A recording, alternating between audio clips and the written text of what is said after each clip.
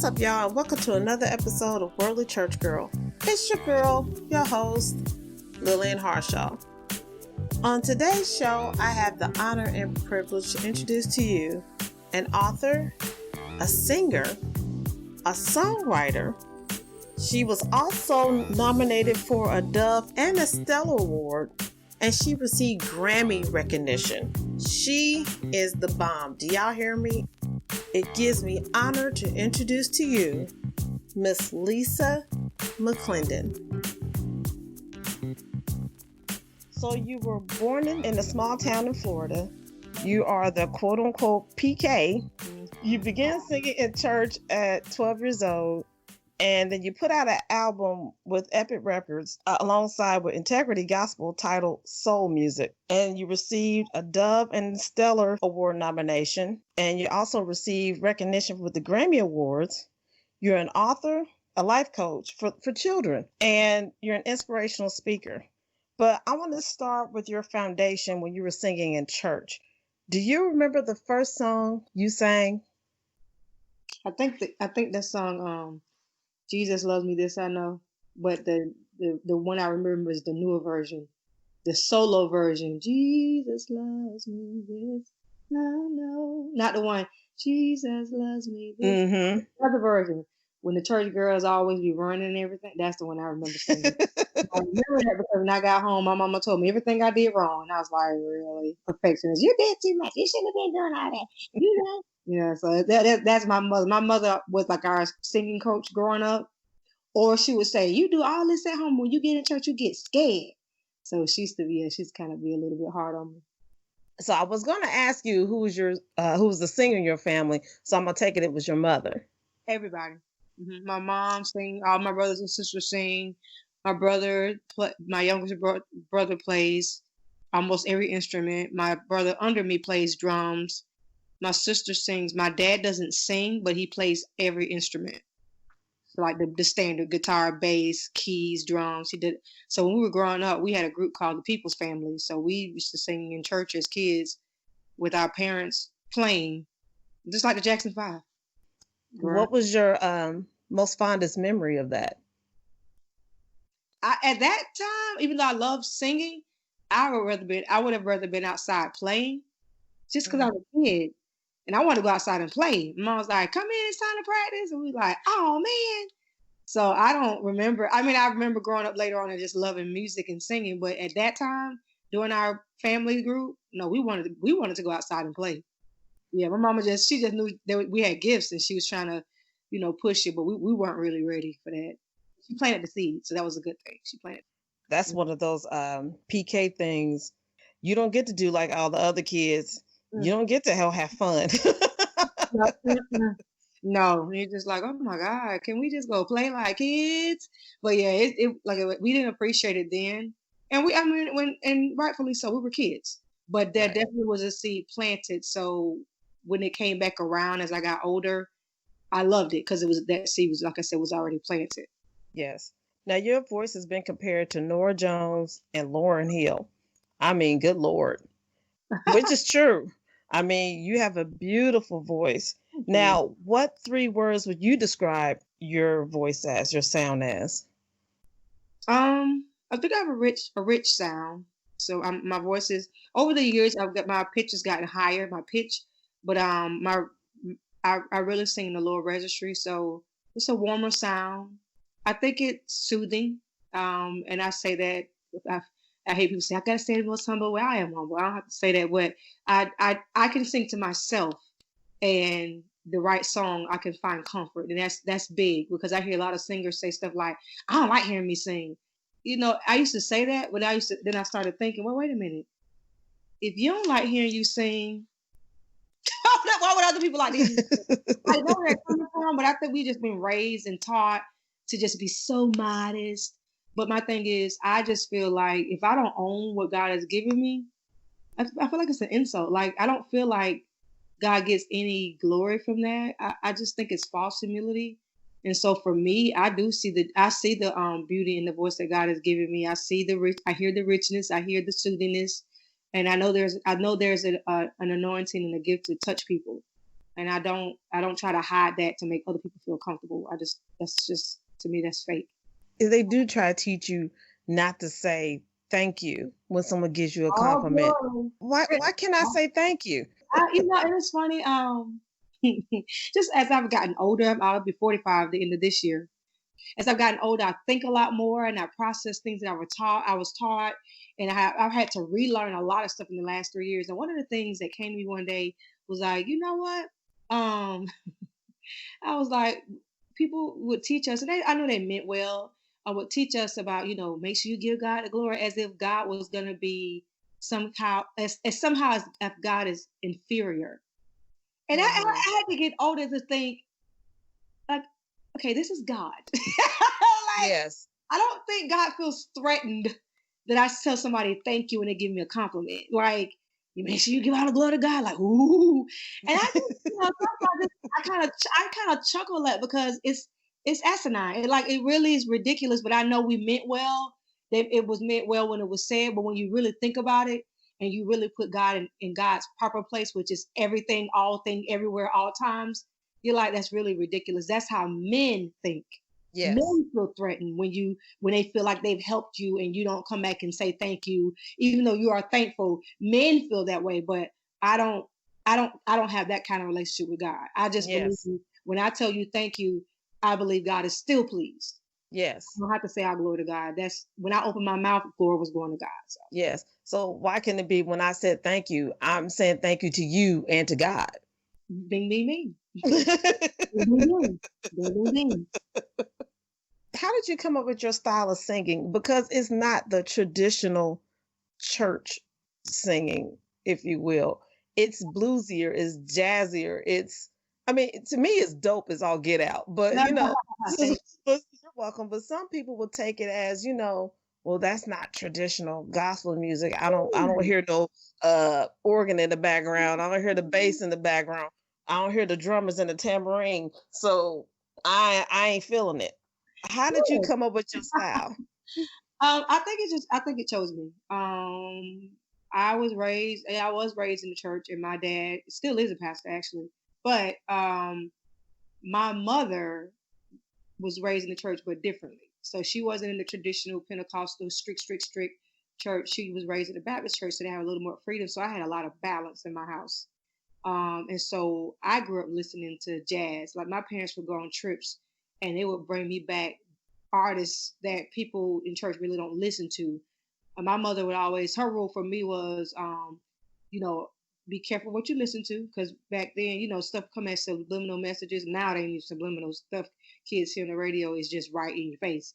Right. But growing up, it was stuff that was said, and as a kid, I didn't really know what it meant, but my mom did. So she would just say, "Be careful what you're listening to," and then she would always tell me, "Don't fall asleep with the radio on." And she would say that because sometimes back in the day, radio stations would switch. You would go to sleep listening to a jazz station and wake up, and it's something totally different. And so she always told me this to make sure I didn't fall asleep. So if something changed in the night, it wouldn't be something that would just settle in my spirit. So my mom was really laid back. So I grew up listening to Ella. I listened to a lot of. I used to watch a lot of black and white movies with musicals. A lot of did too. Oh, you my girl. I love musicals. I listen to a lot of quartet music, because my dad plays quartet. And really, if you think about quartet music, we try to act like quartet is our traditional, but that jump was jamming. Like, yes, it was. Like the bass line. Yes, it was. That was bumping. Yes, it was. Yes, it was. Johnson and the gospel keynotes, the soul stirrers, yes, the brothers. Like, that is what I grew up on. All those sounds. It's like, if anybody said, it's not church, I'm like, then y'all obviously didn't listen to quartet music, because quartet music ain't nothing but soul music, or soul music ain't nothing but quartet music. It wasn't nothing but the blues. It wasn't nothing but and that's where the blues come from. Most blues singers and players and stuff came out of the church. Yes. So to me, it was just the dopest genre of music, and I don't even hear much of quartets anymore. Not the way we grew up, but I love, oh my God, quartet. So that's where a lot of the stuff that came up from. Like I say, and I just listened to a lot of jazz, a lot of just instrumental jazz, and I really took a liking to jazz, and it just came out in my music as I got older. I'm so glad to hear you say that you love those black and white movies because not too many people in our age group was on that, but I would be glued to the TV when Fred I Astaire and Ginger Rogers, and Yes. I used to love all that. My mama used to come in the room. She'd be like, "Why you not outside with the kids?" I was in her room under the covers with the lights off on a Saturday, girl, on a Saturday, watching Dorothy Dandridge. You know, the movie Yes, her and her Belafonte. I love when February would come and they would have the Black History black and white movie months, and I would yes, see all the. I didn't know Pearl Bailey acted and all these people, and I would watch these black and white movies with people of color.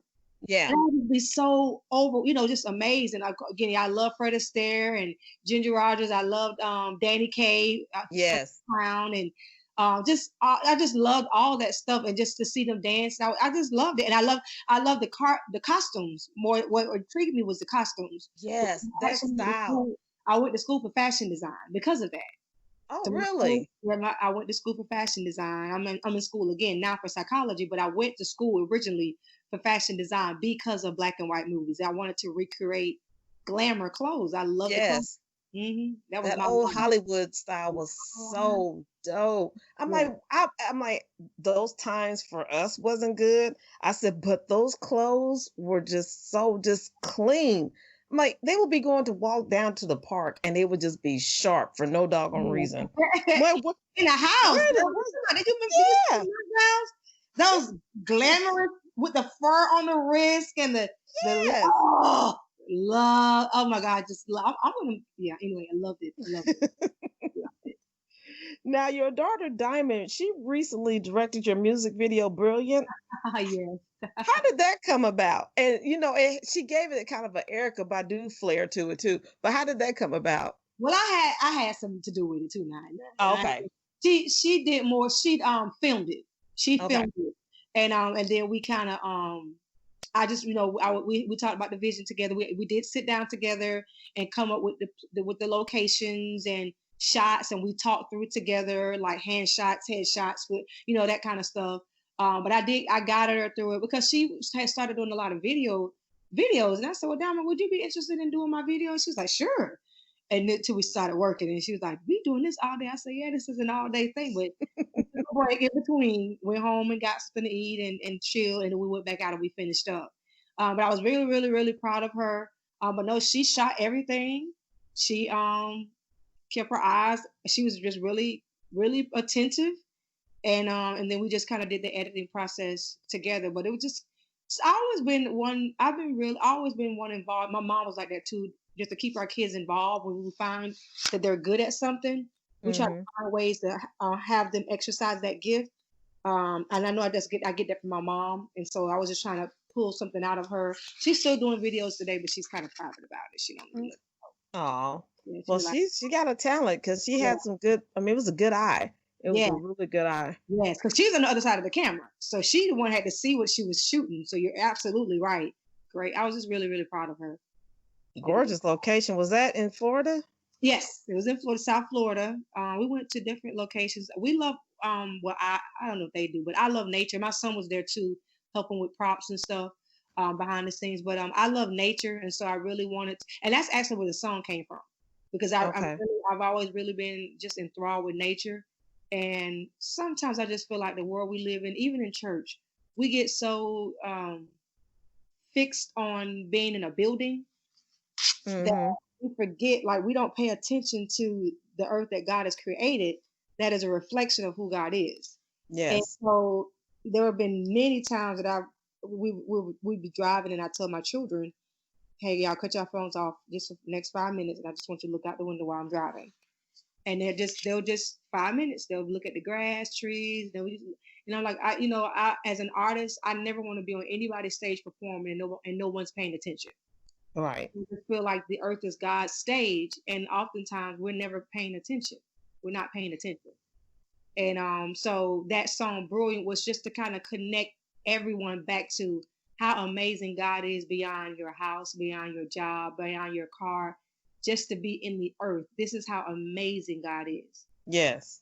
I just thought about something. How does that make you feel as an artist when you see everybody not in the moment and they're sitting there with their cell phone out just recording you the whole doggone time versus being in the moment. You How know, does that feel? that's a great question. You know what's funny though? My answer is really, really funny. There is no feeling because I'm in the moment. I don't see them. Okay, good That's answer. funny because I know it's Mm, happening. Just mm. because you're saying it, I'm like, you know what? She's right. I'm sure that's happening because we are in a technology era. But I'm so in the moment, I don't even see it. I don't. But I'm sure people out there, videos out, and they're recording, trying to, because of course, because I see it on YouTube later, and I'm like, oh, somebody on YouTube. You know, I was like, oh, I love that. But yeah, I'm so in. I'm so in. Yeah, I'm so in. I don't see him. How do you do that? I mean, how do you get in the moment like that? Because I'm asking you this for a personal, selfish reason. Because I'm like, who's when that? when they have asked me to sing at church, I have to close my eyes. Even though I see these people all the time, Mhm. something about the pressure, everyone's looking at you now. And I'm like, even if I crack, these people ain't gonna say nothing. They're just gonna go ahead, baby. And which means that I knew I cracked. Oh, you're right. I actually I have no fear of the stage, like none. It doesn't matter what stage I'm on, where I'm at. I have no fear, and I said that to say I used to have very terrible stage fright for years, and I am the testimony, if you will, of someone who had very, very bad stage fright that no longer has stage fright. Like I just chuckle because I'm like, I used to be the worst with stage fright, the worst. And the person that kind of mentored, not kind of, but actually mentored me, Shirley Smith, she just pushed me out there. Like I remember coming in one Wednesday night service, and our lead guy Tim wasn't there, and I said, oh, Shirley, Tim's not here. What are we gonna do? And she was like, "You leading?" I can't lead. And I was like looking at her like, she said, "Why are you standing there? Grab the mic. Let's go." I was like, "Oh my God, you're kidding me." She said, "I'm not kidding. Grab the mic. Let's go." And that she was hard on me, but she saw something in me. To this day. I love that lady. And I grabbed that mic, and I tell you, Lillian, I was so scared. I shook the entire time. But the more I kept doing it, the less I shook. And I remember sitting in one of these services, a Sunday morning service, and it was a visiting pastor, and the church was packed. And that man was walking down the aisle preaching. And he stopped in the aisle I was in. I wasn't even on the end. I was in the aisle, but I was in the middle. And he stopped and he looked at me. He pointed at me. He said, "Stand up." And I was like, "Who are you talking to?" So I stood up, and he was like, "God said, you're bold as a lion. You're Mm. bold as a lion. You're bold as a lion. God is not giving you the spirit of fear." And I knew that was God speaking to me.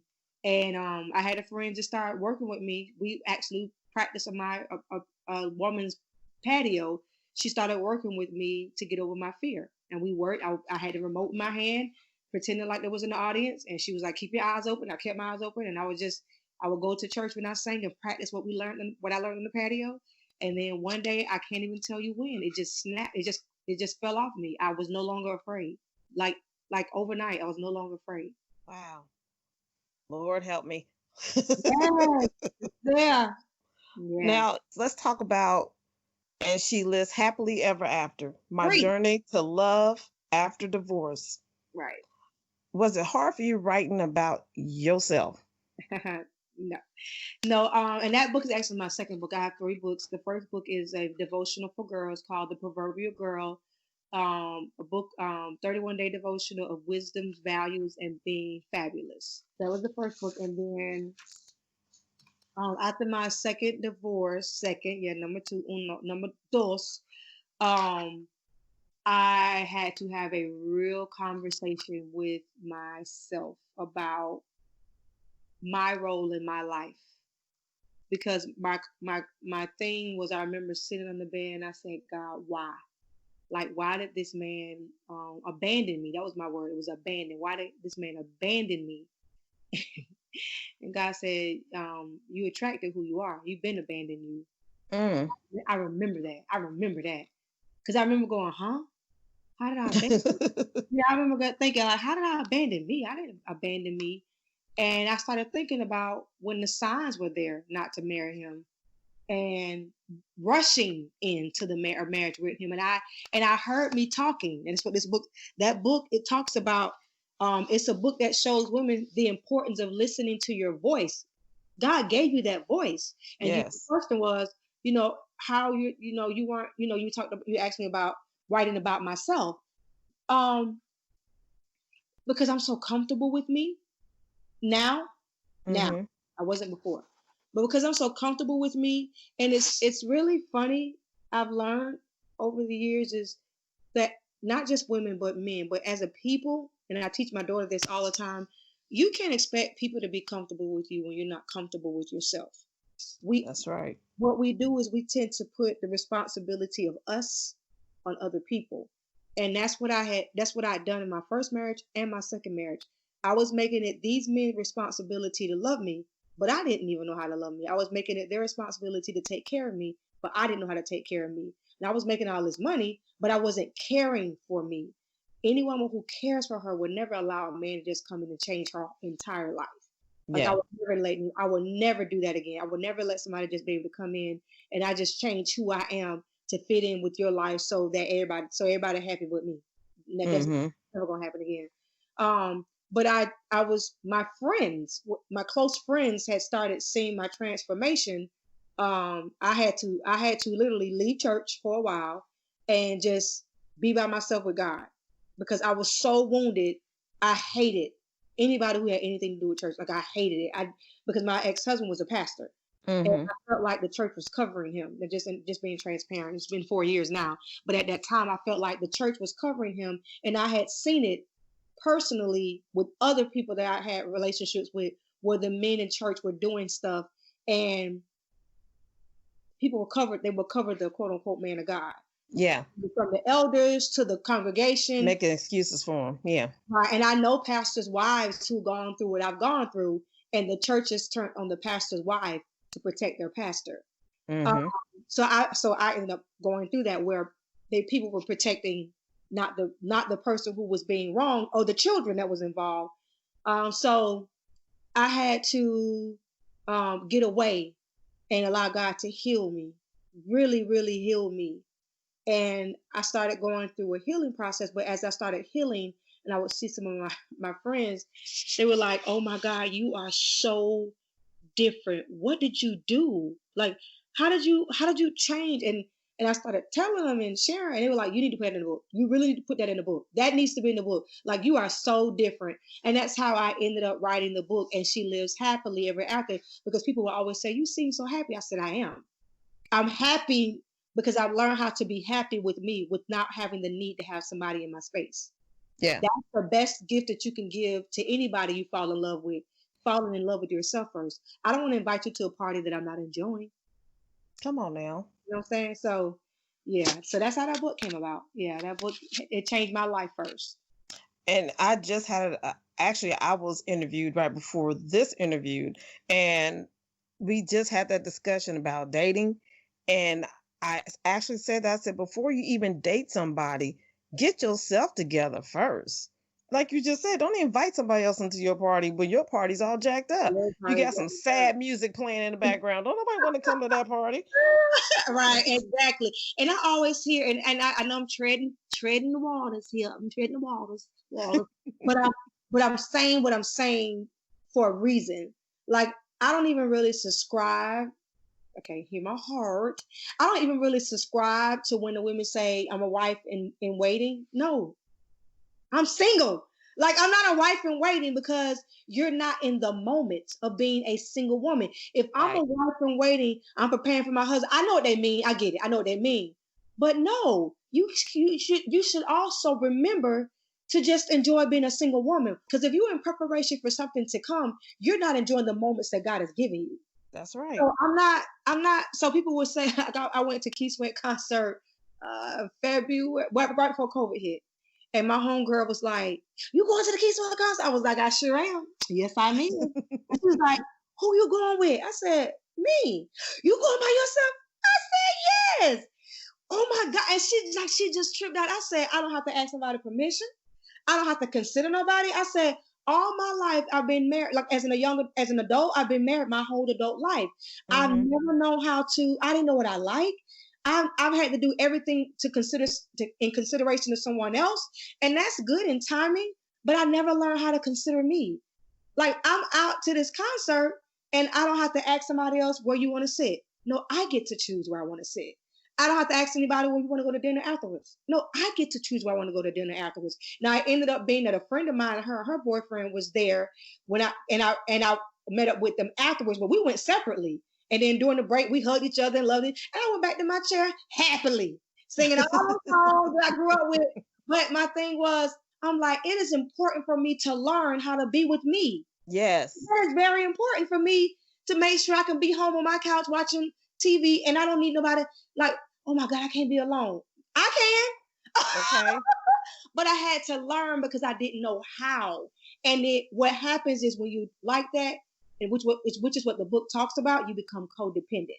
And when you're codependent, you are a target for a classic narcissist or Mm-hmm. anybody who just takes advantage. It doesn't even have to be a narcissist, but you can be in a relationship with somebody that just takes advantage of you because that's because you're codependent. You're Um, just needy. so that is, say it again. You're needy. That is exactly what that means. And it's actually a scientific clinical term. Yes. Codependency is needy. You don't ever Yes. want to be needy because you give somebody else that power. And I wrote this book too because I want women to go back, get your power, and then say, okay, God, now whenever you're ready, I'm ready for my mate. But when you are looking for a mate and waiting for a mate to find you, and you're not enjoying the life that you have right now, you inviting somebody, like we said, you're gonna invite somebody to a party with the sad music, and it's gonna Mm-hmm. be miserable. Because what happens when you get married and he's not paying you any attention because he's smart? Because it happens. I've been married Yes. twice, and it's mine somewhere else. Girl, let me tell you something. I don't plan on getting married again. That's just not my thing. That's just where I'm at in life right now. But my thing is though, if that ever was my story again, I don't need you to pay me any attention. Now it's good when it happens, but if you have a moment you need to go out with the guys, you need to go somewhere. I have gotten so good with paying attention to me, I might forget you in the room. Because that's what it means to be two whole people coming together. I don't need to be half glass full and he not paying me no attention. Okay, you're needy. Yeah. Yeah. Before I got married and I was at the point you are right now, I had a ball going out to eat by myself, going to the movies by myself, went to Florida by myself, got the best hotel, had the best time ever. If I wanted to stay in my room, fine. If I want to go to the pool, fine. If I wanted to go, I went to Disney World by myself. Oh, I love you. Had a ball, took pictures, posted it like, you know what? I'm having the time of my life. Yes. And people think something's wrong with that, like God made us to create us to be. Okay, that might be true in time. But right Yes. now, I'm with me, and people act like something wrong. Don't say you don't want to get married. I'm like, I don't. Like, I'm good. I've done it twice. I'm good. Like, Yeah. I've lived the dream. I've had my two children. I've built my house. The American dream. The dream. I've done it. Now I can Right. come back around, and I'm ready for that. Good. But right now, I'm really enjoying. I'm ready for COVID to be over, so I can take my first vacation alone. Like, I'm ready to go. Well, not my first. No, because it's been 4 years. Because I went to Martha's Vineyard. Mm-hmm. I went on my dream trip by myself. Now, So it's like, but we get told what life's supposed to look like for us, as opposed to what I teach my girls, because I do coaching for kids. What I teach my students is build your own dream house. You are your dream house. What do you want your house to look like? What do you want your life to look like? Don't let everybody have an opinion about the way your house is supposed to look. You know yes. what I'm saying? So if their house is husband and kids, then that's their house. If your house is being single and traveling the world as a studying abroad, then that's your house. But don't let somebody else's dream be your dreams. Have your own dream. Yes. Now, you also wrote a children's book, Yes. The Adventures of LJ the Great. I am so proud of myself. I like the way you say that. Yes. Now, Yes. tell me how that got started. So I work with children. I've been working with children for years. Even as a singer, I work with kids still. I've even spoken at Full Gospel Baptist Convention a couple of times. They brought me in as the keynote speaker for their youth. And so I even when I was trying to avoid working with kids because I didn't see the vision. At first, I didn't realize it was a gift of my life. I would just always be called to come and speak and sing for kids, and I just didn't get it. And then one day it hit me. Oh, I have a gift for kids. And so I went through a lot with my son Josh. We went through a lot. He'll be 15 to me. With my son Josh, who um, went through a lot of emotional stuff with his dad and I divorced. So he didn't know how to process it, and the schools constantly tried to label him, and but he was always an honor student. And that was always my defense. You're trying to label him, but he's an honor student. Something else is going on, and then we eventually find out he was being abused by a teacher. She was physically, pinching him and dragging him across the room. Frustration, yes. And it really started making me think how important it is to listen to kids, to pay attention to kids, because as a child, I was molested, but because I was so young, I didn't know how to articulate, so I acted out in other ways. And a lot of times we label kids and we spank kids and we punish kids without finding out why they do what they do. So when I started working with the organization that I'm working with now, they were asking me about this little boy, and they were like, "Have you met, Travis?" I'll say Travis. "Have you met Travis yet?" And I was like, "No." And they're like, "Oh, honey, he bad." And so I hadn't met him yet, and I was like, "Oh," in my mind I'm thinking, I don't meet bad kids. Like that's the child. I don't know what bad kids are. I know what they mean, but behind every child is an adult. How about that? And so I was in my office. Well, I was in one of the classrooms actually, and they had several students come in that classroom with me because they weren't finished with their homework. And he kept messing with somebody. So the kid said, "Stop, Travis." And I looked up because I was like, "Oh, that must be Travis." I said, "Baby, you Travis?" And he said, "Yes, ma'am." And I said, "Come in." I said, "I heard a lot about you. What do you think I heard?" He said, "I'm bad." Aw. Girl, I wanted to fight everybody in that. Aw. Fight everybody. Oh, baby. He said, "I'm bad." I said, "You're not bad, and don't you ever let me hear you say it again." I said, "Don't you say that you're bad. You're not bad." I said, "You are a king and a great leader." I said, "What are you proud of?" And he couldn't think of anything. And I Oh. stood there with him until I think he thought of three things. And I said, and I just started teaching all the students that I work with, because I was already teaching it to my son, to tell me every morning before he went to school three things that he was proud of. Because the little boy in the front of the book, I'm so proud of myself. That's actually Josh, my son, when he was younger. The missing Okay. tooth, all of that. Yeah. There's a story behind it. He had his tooth knocked out as a kid, a little kid. We thought it wasn't going to come back, but it wasn't his permanent tooth from playing football. But that little boy just reminded me of Josh when he was little. And I said, I got to write this book so our young Black boys and brown boys can be supported in knowing who they are, and teach them how to have self-confidence and know that they can be proud of themselves. And that's how that book actually came about, because of my son, and then me seeing my son in that little boy. I'm glad you wrote that, because Thank you. the way our Black men are being treated right now. Honey, listen, all day, every day. Yes, they gotta know who they are. Yes, And, at a young age. yeah, absolutely. And it's so crazy because they are being treated so less than. We totally get that. And at the same time, there are so many Black men doing well. Now, of course, systemic racism is still not allowing them to do as well as they could be doing. We know that to be true. Yes. But they're doing well. And my thing is, how often do we see great Black men? Like, because we're on LinkedIn, you and I have the honor to see that. But Yeah. most of our kids are on Instagram and TikTok, and so they don't see the Ron Smiths. They don't know who the Ron Smith is, the Black male billionaire. They don't know who he is until he gives all those college students pay all their debt off. Right. So nobody knew. I knew who he was 2 or 3 years ago. I forgot how I knew. I guess because I think I remember now. But I didn't. I knew who he was before he did all that stuff. But how many of our boys know that? Know that there's a Black billionaire. There's a Black man that looks like them who is a billionaire, instead of them hearing about Bill Gates and Warren Buffett. They always just hear about where Jay-Z now is a billionaire. But I'm like, no, a billionaire who's not an athlete. Or a rapper or anything like that. Right. This man is totally not any of those. You know what I'm saying? And so it's just important for our children to see, Black and brown children in particular, to see positive images of them, and not just images of us being killed. because that Yes. is happening and it needs to be addressed and it is being addressed. And at the same time, they also need to be seen. You can also be that. You don't just walk through life and being afraid of being a dead man. You could be a successful man. Yes. Dead black man, you could be a successful black man. That'll end all this mess.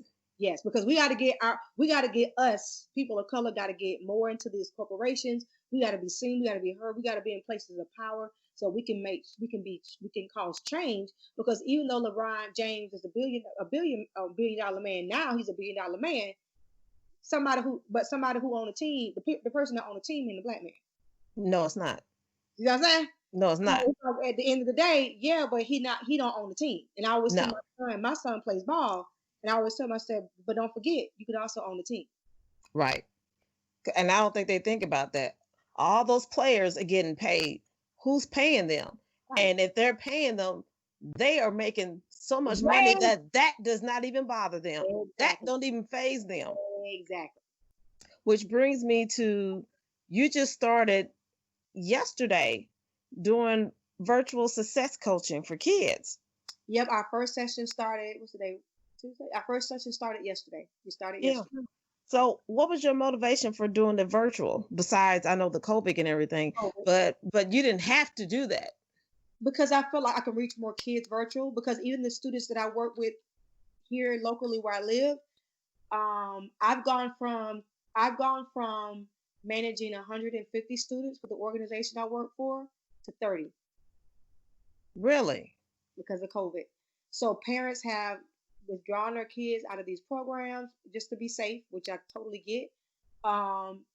You can't really connect with kids the way you used to. And I joined that organization to connect with kids. Like I joined that organization to do what I do best, which is coach and support kids. And COVID just changed all of that. All of that changed. And I just was feeling like alone. And I'm like, I don't want to just be doing this. This is not me. I'm not changing anything with kids by being in the office reporting to the Florida Department of Education, reporting to them how many kids we got, 30 kids.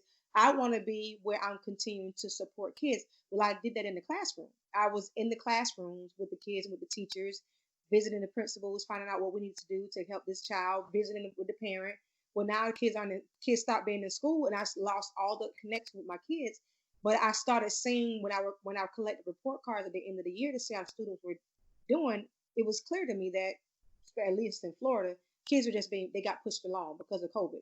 So those weren't even real grades that I was looking at. And then a lot of our students weren't even logging in. They weren't even logging in to do the work. But they passed. And they're crazy. And so my thing is, kids need to be supported, because a lot of times we look for kids to do well academically, but sometimes it's hard for kids to do well academically when they're emotionally a wreck. And a lot of kids, we take for granted that adults are stressed out. And I'm like, you don't think kids are stressed out? They're stressed out. That's the reason why a lot of times they're on games, because they are trying to avoid dealing with reality. They're just trying to find something to distract them. Yes. So I've sat with a lot of kids in my time working with kids and just realized somebody needs to listen to their why. Kids' why. I had a student that I used to work with. He was arrested for 6 felony robbery. And when I met him, because I used to work with high risk kids for a while that had records.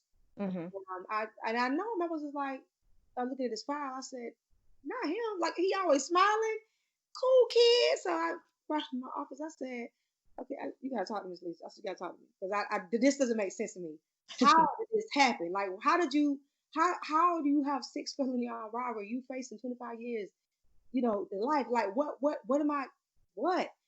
And it just reminded me that this is still a child. Oftentimes we look at what a child does and we forget that they're still children.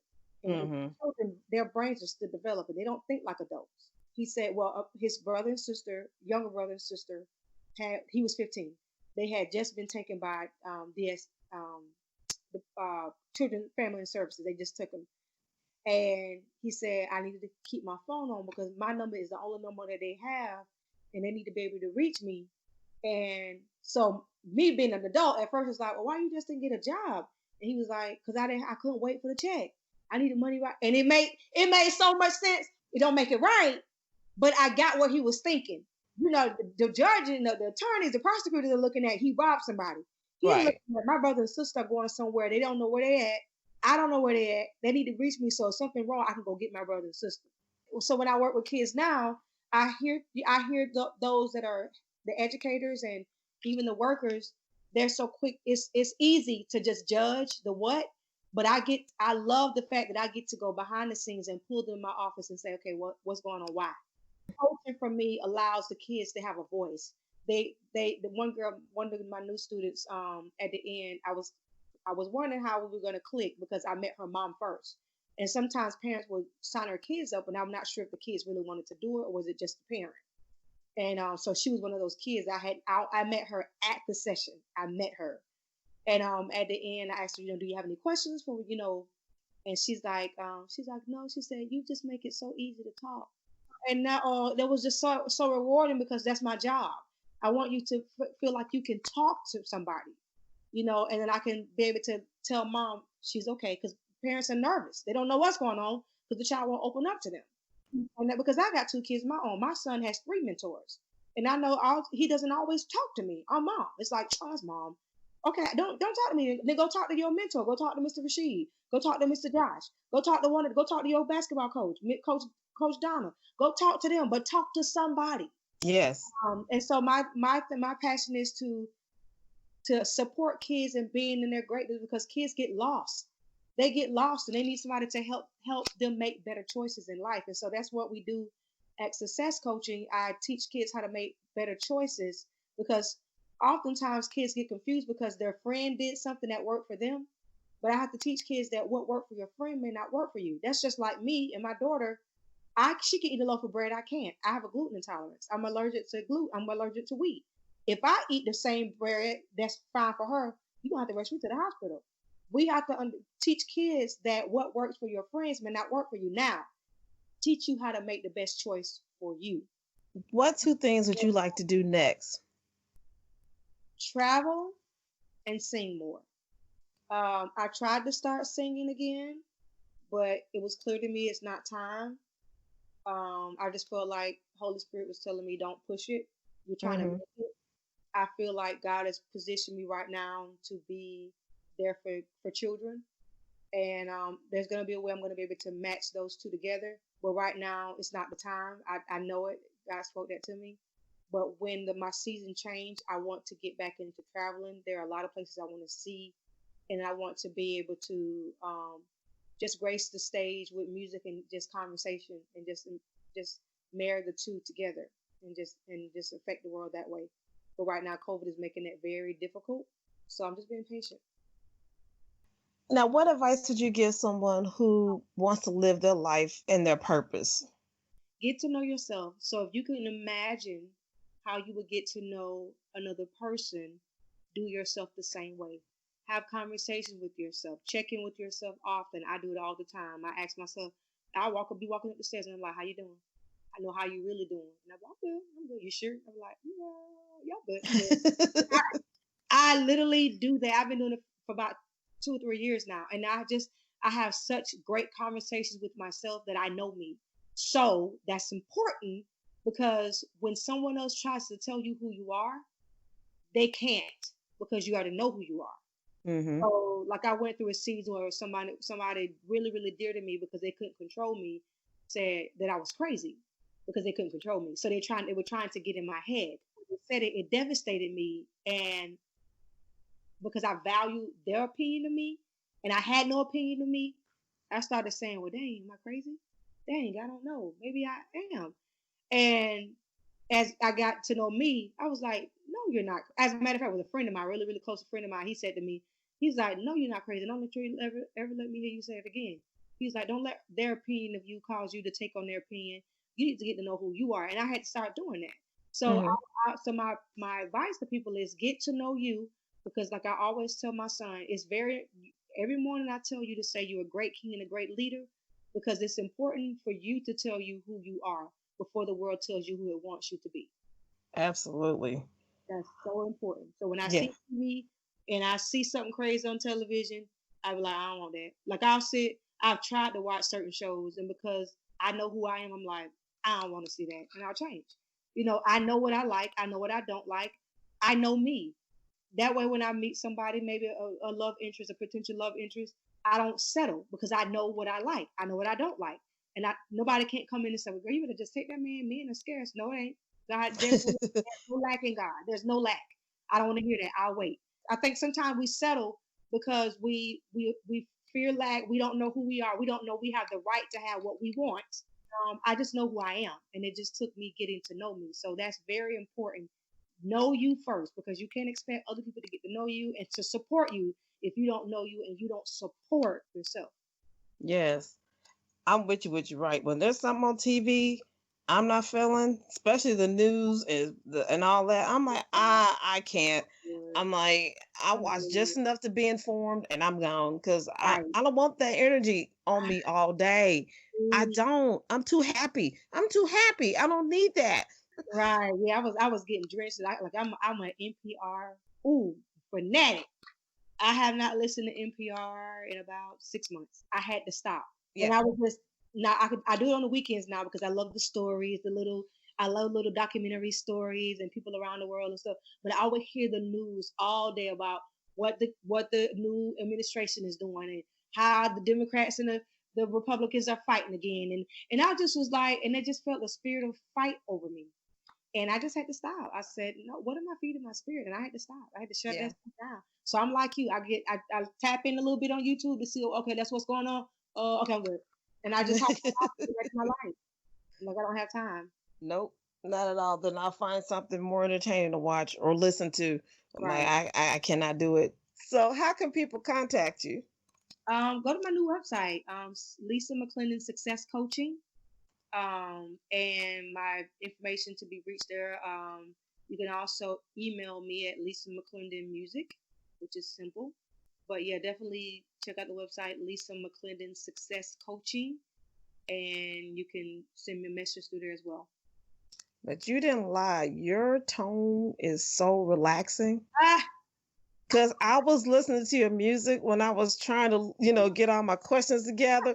Girl, I couldn't focus. I said, let me cut her off because I can't even get nothing together. I'm sitting there just all in the moment. My husband's like, what are you doing? I'm like, I'm supposed to be concentrating, but thank you that with you. Thank you. girl, Thank I you. was like, I just zoned out. I said, that's just foolishness. Thank you for that. Thank you. That's such a blessing. You are so welcome. All right. So I got one last question for you. Are you ready? Absolutely.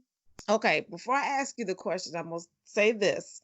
You cannot use anything from your catalog. Okay. All right. If you can have any song be your theme song when you walked into a room, what would it be and why? I never knew love like this before. Come on now. You know why? You know why? And that's Why? weird. I would think of that. When it's kind of weird to say it. When I married husband number 2, like again, it sounds weird. I would always hear that song in my head, and I was like, "Man, this is the love of my life," and da da da da da. And I've never been in love, and no, nothing against him, but I never had that love for me. Like I was giving my all to this new relationship. And then when life hit and I was single again, and I was down for a bit. And then the more I started learning how to love me, that song came back. That no, the real love that I never know like this before, besides the love that I have with God, is to love myself, to love the creation that God has made me. And so now when I hear that song, I think about myself. I That never is so knew love like dope. this. I never knew, like, I didn't know I was such a dope individual. Like, I was like, "Girl, you are it, like, you," I be You're like, the shiznit. and I be going in on them like, oh, you did that. And like if I messed up or something, I'd be like, who you talking to like that? You don't get to talk to her like that. Like I do have those conversations. Like I don't give myself permission to down myself. I don't give myself permission to beat myself up. I be like, no, we don't do that. So I defend me like I would defend anybody else because I've learned loving me is so important and it's the key to me loving everybody else in the world. I have to know how to do it with me. You know what? I'm gonna take that. I really am. And you just spoke to my own spirit because there are days where I would look in the mirror, I'll be like, COVID make me sick. I done picked up here and there and everywhere that ain't supposed to be there. And I will start beating myself up about it. And I'm not gonna do that no more. I've been working on it anyway, But you're right. If I'm so quick to fight for somebody else, why can't I fight for myself? Listen. And what you gonna do is look and say, yeah, I don't pick up I'm a little thick, I don't pick up a little something, something. But everybody don't pick up a little something, something. And then what's inside ain't changed. That's right. Because I looked in the mirror the other day. I just so you feel. I looked in the mirror the other day. I had no makeup on. I was looking in the mirror. I was like, "Oh, girl." I said, if you was married, you couldn't walk around the house like this." And I said, "But you're married." I just started laughing in the mirror. I was like, "But you ain't." And you can walk around here look anywhere you want to look. You want to look like. Yeah, I was just like because. And I stopped and said, "You know why that's important to hear, Lisa? Because who you really are has nothing to do with makeup. That's right. You are still the same fun-loving, funny girl that's gonna walk down these stairs making a joke." Looking at TV, laughing at stuff, you are the same woman. And when you want to get cute, you know how to get cute. Come on now.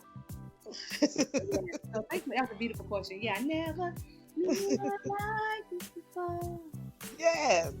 Don't start singing, then I've been lost somewhere and forgot you was on here. She done left again. Concentrate. Thank you so much. I really appreciate it. And enjoy your evening. You too. Thank you. All right. Have a great day. You too. Bye-bye. Bye-bye.